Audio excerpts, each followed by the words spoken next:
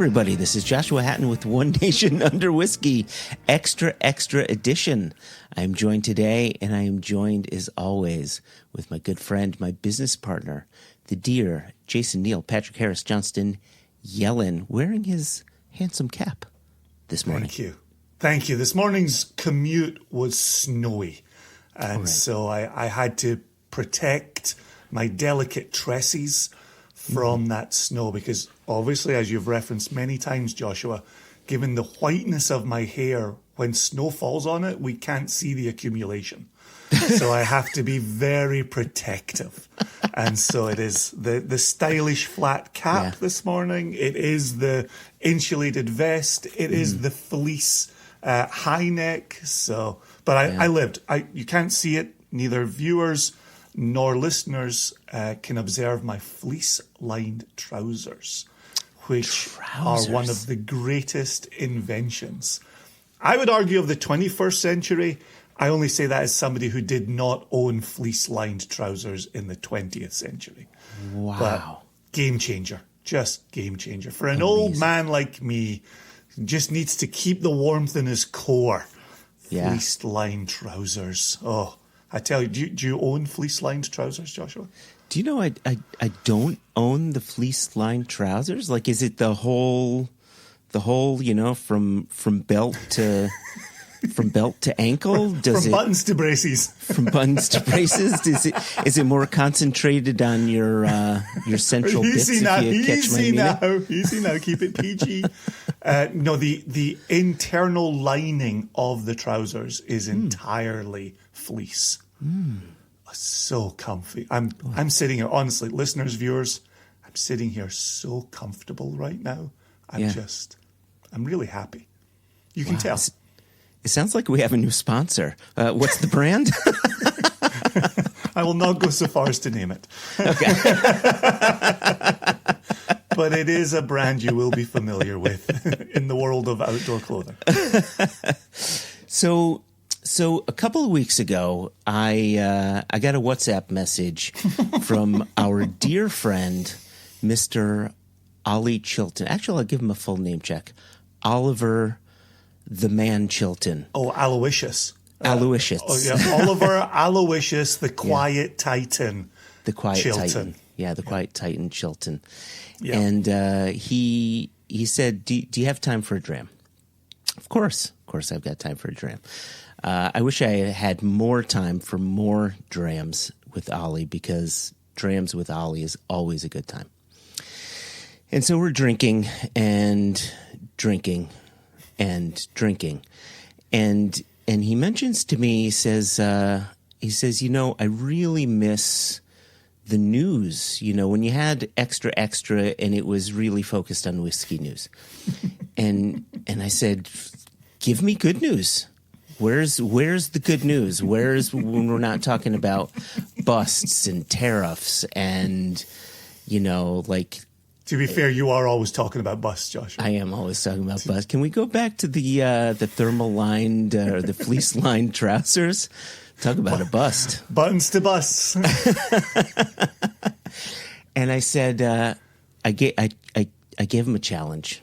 That's what he needs in life. Just, you know, if Sukinder's listening, Oliver Aloysius, the Quiet Titan Chilton, he just sits in his hands. He just puts in a day sitting on his hands. Mm-hmm. Like, he needs a challenge. And so I'm glad you stepped up, Joshua, and filled the emptiness in his calendar. Well done, you. And I said, like, he has an empty spot in his calendar. This dude works until 3 or 4 in the morning. I don't think he sleeps a wink. He doesn't. I don't think he sleeps a wink. He doesn't. He rests upside down in the belfry and then just gets right back to work. Yeah, right? And he just comes down with his bat wing. Anyway. This is going to be a tight 35 just introducing Ollie. So anyway, so I said, look, if you can give me a bit of good news, then we'll have an extra where we have some industry good news. And so And so he says, you know what? I've got a bit of good news. And he explained some of his good news to me. And I said, you know what? Rather than us explain the good news that you've explained to me, why don't we bring you on the podcast so we can hear it directly from your mouth? And he said, I'm up for it. So is part of this the fact that you stopped listening halfway through his sentences? You know me so well.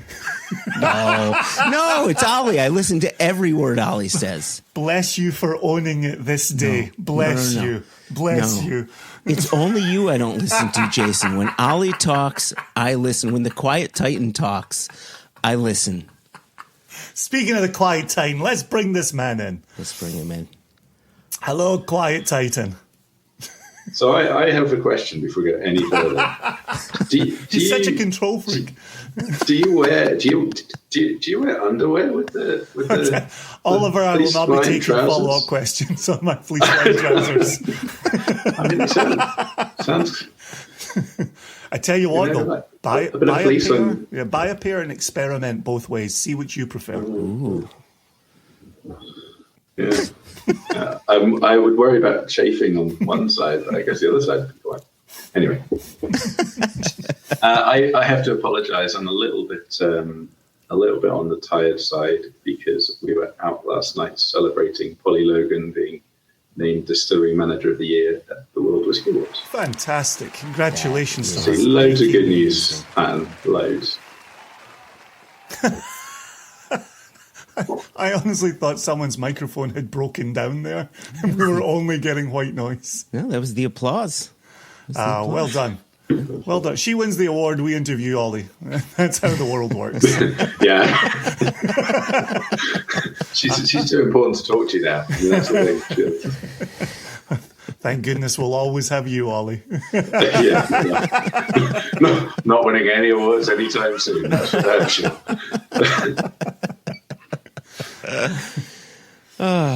So, Ollie Chilton, you explained to me some news that, I mean, I could read the WhatsApp that you sent me, but I'm not going to. But I loved the way you explained it, which is you took lemons and you turned them into lemonade, or you explained someone else's lemons and how they were turning those lemons into lemonade. And I'd love for you to share how people are sort of taking these sort of slower times and sort of turning it into a bit of good news. Would you mind explaining that? Yeah. So I really, I mean, obviously, it's all going to sound really obvious when you think about it, because we talk about golden ages of Scotch whisky. And there's periods, and if you look at when they're producing, how much they're producing, the golden ages tend to disappear when people are trying to push for more quantity for lower money. Mm-hmm. And you can't get away from the fact that sales for a lot of companies are down, and certainly the big companies are struggling. And it is having a big effect. Nobody wants to talk about the bad news, but it's having a big effect on the industry. We all know people who have been made redundant or their jobs at risk. And we all know that certainly where I live in Speyside, it has a big effect on the local population. So anything I say after this isn't supposed to diminish that. I'm not saying, it's all great. Yeah, understood. Obviously, those things are really tricky and difficult.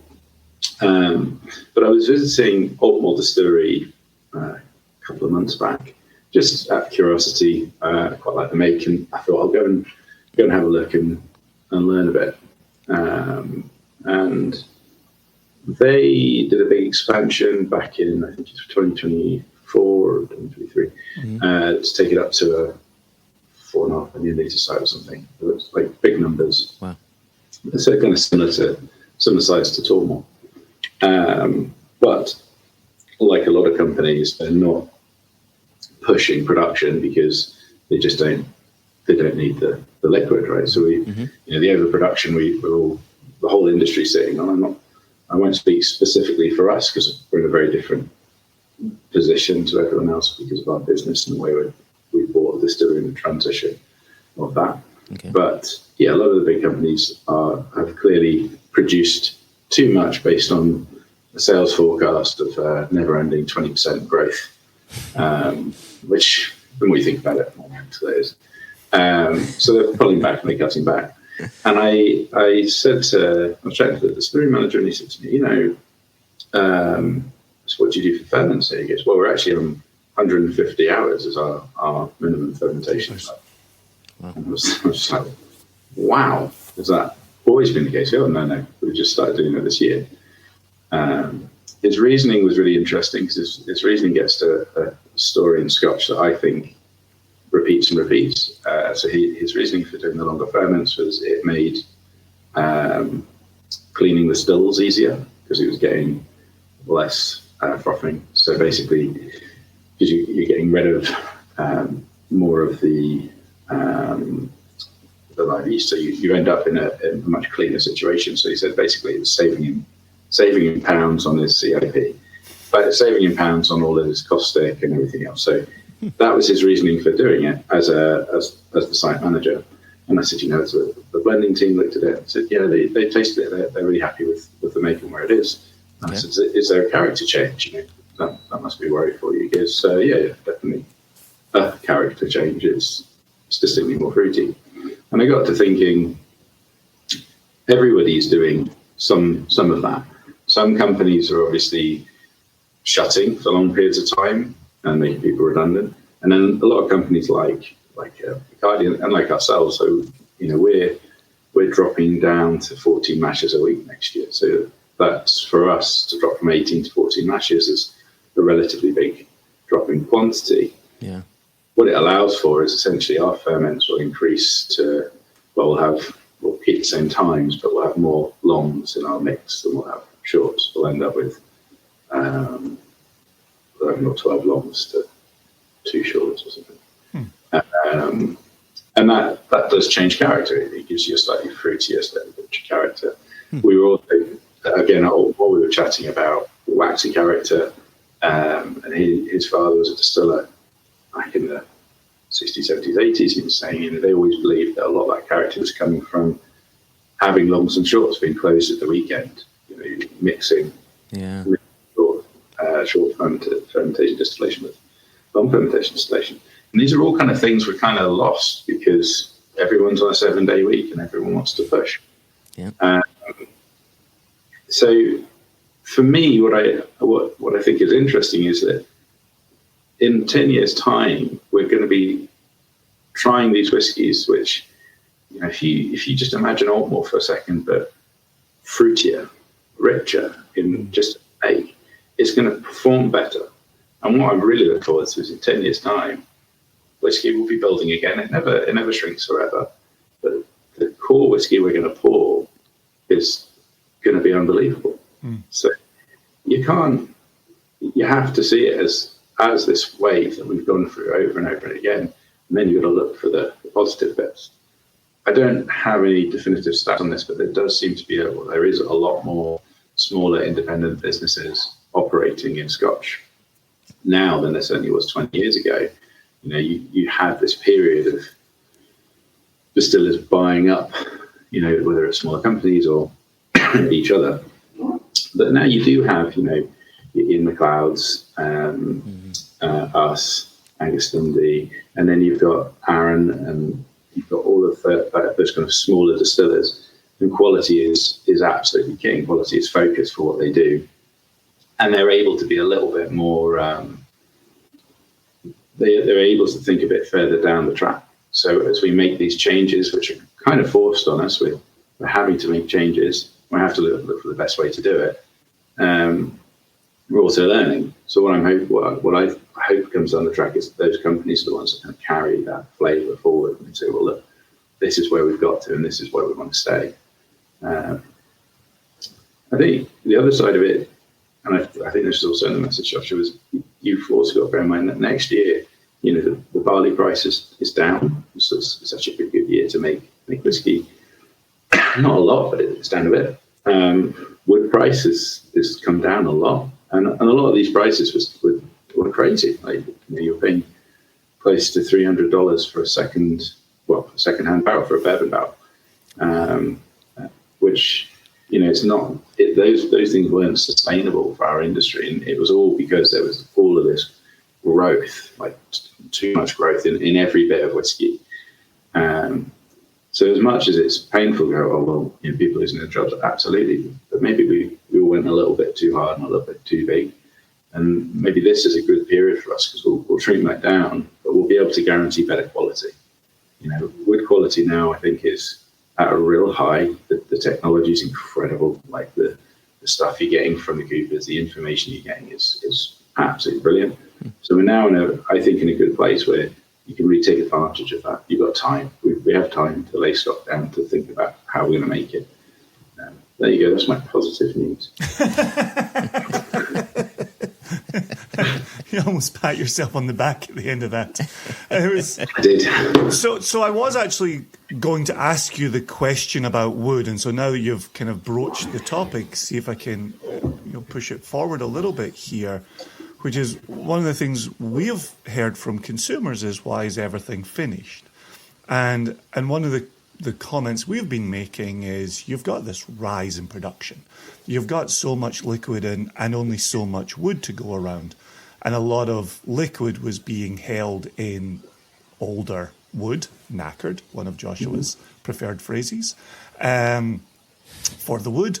And so then there was this idea of, well, now you have to introduce flavour, and how do you do it? And I'm curious for you, as you talk about this potential rebound for spirit itself, and now you're talking about price adjustments on wood, do you think we'll start to see more fully matured offerings from distillers themselves, let alone from independent bottlers, of which you are both, sir? I think you will. I actually, one of the reasons that you have so much in refill is that the planning cycle for this stuff, for malt at least, is still relatively young. It's relatively new. I was reading Schweppes, Scott Schweppes, the Birkin 19. I was looking through it obviously looking at some Tormore stuff for some of the archive work we're doing. And there's a list in there of the single malts on sale, relatively achievable in terms of where you can find them. So that's 1983, and it's like there's 10. That's it. 10 distilleries you can find. That's all you can find for single malt. And they're all names that you'll know, like it's all Macallan, Tormore's in there, etc., etc. So you've got these big names, but today you go to a shelf and there's, every distillery company is releasing something from almost every distillery. So you've got all these distilleries releasing stock, but most of it wasn't. 20 years ago, no one was casking stuff for single malt production. They were laying it down for blend. So you're going to lay it down into cheaper wood. You're going to lay it. You've got a time limit. So if you take some of those big companies, particularly, their plans are based on the world of blend. They're not based on the world of single malt. Sure. Yeah. But now you've got kind of infrastructure for those brands. So great examples would be Tandu. Tandu drinks incredibly well, and they've taken the line that everything will be in sherry. They don't re-rack. Everything is laid down into sherry. They're not even interested in buying back stock if it's not in sherry. It's no interest to them. So you are seeing those companies. It's just now we're getting to the point where people have those programs and are locked in for a long period of time. I think the wood price thing and the price of casks go up and down all the time. But I do think it's now a much more competitive market, which is good. Like we do have a better selection of good coopers. And that means people can commit a bit more to laying stock into good quality wood. Mm-hmm. So yeah, I hope we see more kind of full maturation. Don't get me wrong, finishing, it's a useful tool. We do a lot of re-racking here, as you guys know. And I do a lot of re-racking on the independent bottling side because most of, as you guys well know, everything you're buying on that side is probably for the blending market. It's not sitting in top quality wood all the time. Sometimes you get lucky, but largely not. So yeah, we spend a lot of time doing that. But the best products I think we're making now are things like, I'm really happy with where Port Ascot is, but we filled all that new make and we put it to our own wood. Yeah. And we spent good money on really good wood. So I think it shows in 8-year-olds. If you pick up a bottle of 8, I think it's drinking better. Absolutely. It's another area where we're still young as an industry, but we're now getting to see this kind of learning. I think Scotch has this both a bit of an attitude, but also a bit of it's an external thing as much as an internal thing, where we think we're really old. Yeah. The single malts, just not. It's just not really. From a pricing standpoint, I think we went through a time where prices went sort of through the roof, and I think prices are starting to right themselves. What are you seeing? Like you had said, wood is starting to come down, malt is starting to come down. You're able to bring your prices down on your products. Are you seeing that across the industry? Yes and no, but I don't think the cost of production, and this sounds pretty counterintuitive, but I don't think cost of production really has been related to retail price. Yep. Well, certainly not if you actually look at cost of production versus retail, certainly not the last 20 years. Yeah. And as you say, the prices went pretty wild pretty quickly. I once did a model, and it's kind of an interesting one. If you just take a standard cost per litre of spirit, say £4, and you put your wood cost, and you say, right, to make, for you as a producer, you want to make 50% so that you can lay more stock down, like you've got enough money to invest, right?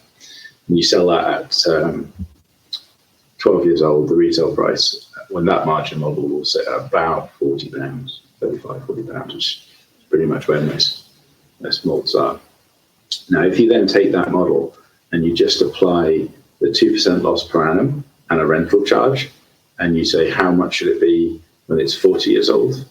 It's about £120. So, there's no distinct relationship between, does that make sense? If you kept everything even, it's the same. But the pricing, so that pricing has room to come down. What I am seeing, and actually this is an area that I think is a bit more concerning, is, and it'd be really interesting how you guys are finding it in the States. We're seeing a lot of core product in supermarkets that really heavily discounted. And it's a funny thing, because as a consumer, and as you both know, I'm a big consumer. I drink too much. I don't just drink Elixir products, but so I'm buying whiskey all the time. There's one part of me that I see something like Lefroy Cask Strength knocked down to £45. I'm like, wow, I should definitely buy a bottle of that. That's great. Yeah. And then there's another part of me that's like, that's some serious damage to your brand. There's a price adjustment that definitely, to your point, needs to happen. We definitely needed to get rid of a lot of these products that were substandard and charged too much. But what is a little bit worrying is when you're seeing Glenfiddich 12-year-old for £18 in the UK, and you consider that, thanks to our beautiful Chancellor, we're now like 10. The duty on that's £10, and on there's 20% VAT. So you take those things off, and you've not got a lot left in that box of margins. And what that does is it puts pressure on companies like ours to price, obviously incredibly keenly, but we need to make that 50%, because I can't lay more stock down. I can't pay the bills. I can't put staff in and all the rest. So it's that balance, and we are definitely in a point where trying to get control of the pricing from a small company point of view is a big challenge, because the big companies obviously are only really interested in their quarterly figures. to get the turnover. How are you guys finding it in the States in terms of pricing? Is it similar? Are you seeing a lot of that heavy discounts, or is it not hit you yet? We're seeing some pricing going down. There's definitely discounting. I mean, in the bourbon world, it's so funny you bring this up. I was in a bourbon forum, and there was a store. I won't mention any names, but there was a store that had posted a list of all of the late fall releases, your Pappies, your Elmer T. Lees, your Michters, your insert coveted bottles here, and there was a Pappy 20 for $1,000, which to my mind was, I haven't seen a Pappy 20 for $1,000 in a long time, and I had said that's actually a I can't believe I said this. That's actually a good price, But the overall comments as you read through the thread was, you mean in today's day and age, I still got to drop a G on a Pappy 20? Like, people aren't buying it anymore. Like, the consumer is not there anymore, and they're not willing to open up their wallet for that inflated price. They're over it. They've had it. It's on their shelves. And they're simply not willing to pay that price. Like, they're more interested in, okay, it had a suggested retail price. Let's get a bit closer to that. Yeah. I think consumers want to get back to reality. I would say on the Scotch side, from being in and out of retail stores in the last couple of weeks, and obviously being receiving emails daily from various online purveyors, I think Scotch is holding pretty well. Yeah, I think that's true. Very much to your point, Ollie, you're definitely seeing the deals on the big name brands, and we know at this time of year that stores are being loaded with those big brands on really good deals. So it makes sense. But I would say, and all three of us are in the same boat. We're consumers. We buy from brands that are not our own. And I would say there's opportunity out there without necessarily feeling like the market is having a slow crash. And I would say some of those independent brands that you're naming, I think are holding price really well and have great support over here. And I'm thinking Lochlee and Ardnamurchan and Rassy, even going around stores for the last couple of weeks, I'm having consumers talking to me about Rassy and Lochlee and Ardnamurchan, Tormore, their excitement around where they are, where they're going, and even what 2026 holds. So I think there's a sense of the consumer being price aware and not looking to be gouged on, 40-year-old expressions, to use your example. But I think for a standard release from an independent distillery, I think there's still appetite there with the consumer, and I think they know that they're getting a quality product there. So that's just my experience in the last 2 to 4 weeks. I guess the big positive for whiskey that's come out of the last 20 years of growth, and I think anytime you speak to marketeers or anyone in the big companies, they're always looking for the new consumer. I'm sure you guys have been in meetings where they've told you all about the new consumer that you need to get. And the great thing about the last 20 years is we actually recruited a hell of a lot of consumers who like whiskey, really love whiskey, and they do drink it like it is a drink. It's a consumable, not a collectible. So, all the bottles behind you are open. That's because you're drinking them. And when one of them finishes, you buy another one. Well, probably less so at the moment because you probably don't need more, Joshua. One of those shelves is Boeing.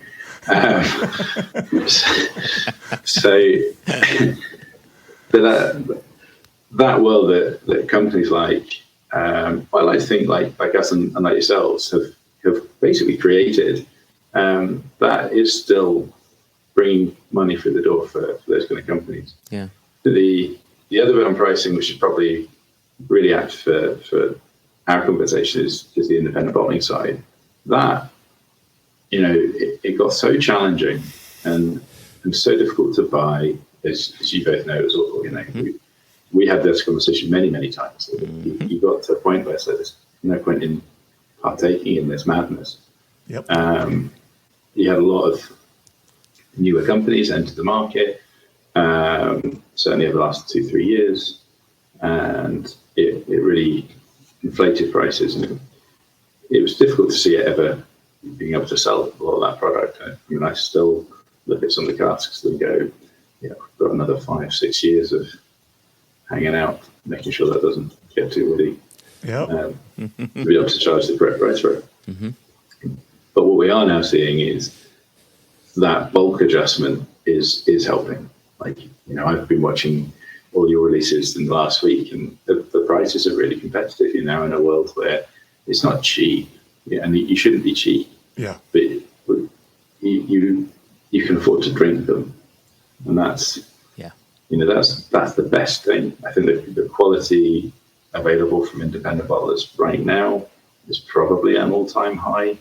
If you're buying from the right people, and we're now finally getting to a point where that price is kind of coming into line as well. So, I kind of think that pricing could be really good for businesses like ours. I think it can give us a really good opportunity for the year. And as you're kind of saying, Jason, the customers out there are, they're pretty savvy, and they already know their whiskey, so they're kind of good customers for Single Cask Nation and Elixir. Yeah. No, the support we continue to receive, and we say it on every episode of the podcast, but the support that we receive from the nation, and that's the nation spread globally, remains buoyant and warm, and it's really lovely. And listen, you know this. Josh and I are out there singing the praises of Single Malts of Scotland constantly. Really? I think you present the same value proposition, which is if you take the time to spend your money, you're going to get a good cask. And we are, I'm looking behind this camera and off camera. I've got my Smoss bottles around the office as well. And so, I'm excited for 26, and I'm excited to see what you put out in 26. And you've got the benefit of having physical distilleries as well that we're excited to watch grow. The episode where we tasted this, your Tormore pack, was fantastic as well, and excited to see what you're putting out. So, I like this. I like this feeling of buoyancy that we're sharing. Well, they don't call me EO for nothing. You have not lived up. We did not use that nickname in today's introduction because you did not live up to that one. The Quiet Titan. I think you lived up to that one.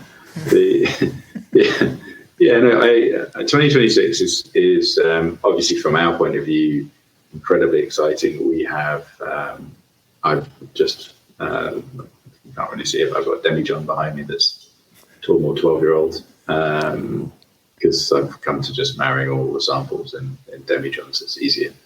And that will go off for vatting in Jan. So that'll be out midway through the year. Nice. All being well with pack and logistics and all that nonsense that we all have to deal with. And obviously Port and Trin, touch wood at some point, opening its doors to people in 2026. So we've got a little bit of work to do, I think.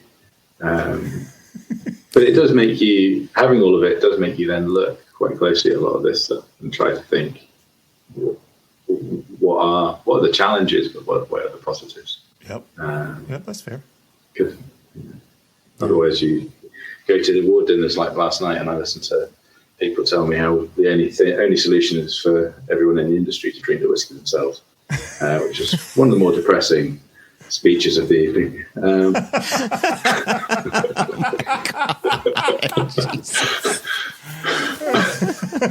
I mean, we gave it a good go, but then Scotia Victoriana, my God, that's drinking well. Have you tried that recently? Oh, yes. I had a bottle on the table last night. Newer? No, I haven't had a newer release. Yeah, remains consistently good. Yeah, another cracker. There you go. That's me looking for a new bottle. And look at that. Unconnected to any of our brands, and here we are recommending Victoriana to the consumers. That's how we roll. That's how we do this. Okay. Well, as Mr. Number One complainer about that was not a tight 35 and I had to run 2 extra minutes, we're gonna get you out of here, Ollie, on this almost tight 35. Yeah, there you go. So, Ollie, thank you so much for joining us. Yeah, cheers, man. Really, it's always a pleasure being with you. It's always great having you on. We get to, look at this, we get to throw a banner just under your name. Look at that. Could you, Ollie, can you tell our viewers and listeners what they need to be doing? Your viewers need to subscribe to your YouTube channel below. Your listeners don't need to do that because we listen to you in the car or on our runs like sensible human beings and then stare at people's faces on the screen. If you're a listener like me, continue listening and kick up a fuss every time they say stuff like, look at this on the screen. I love that we can bring them on to heckle us. This is good. Well, if you are a listener who would like to subscribe to the YouTube channel and not take Ollie's advice, you can come on here, tickle the bell, and you'll find out about updates as well. So. What a blast, Ollie Chilton. Always fun to hang out with you. Thank you, gents. I'm going to go and find myself some fleece-lined trousers. See if there's any for sale in Abelard tonight. So it's our big Christmas fair. Do not wear them to warm nightclubs. Oh, yeah. You learn that through bitter experience. Bitter get experience. Some gold They're bond perfect powder, for warehouses, though. I mean, I'm not going to lie. We don't have the biggest nightclub scene around Craigellachie, Abelard. You never know. Maybe there's a rave I don't know that I'm not sure I'd get invited to anyway. If you end up partying in an open field, you definitely put on your fleece-lined trousers. Yeah. All right. Cheers, Ollie. Cheers, Joshua. Cheers, all the viewers and all the listeners. Cheers, everybody. Bye-bye.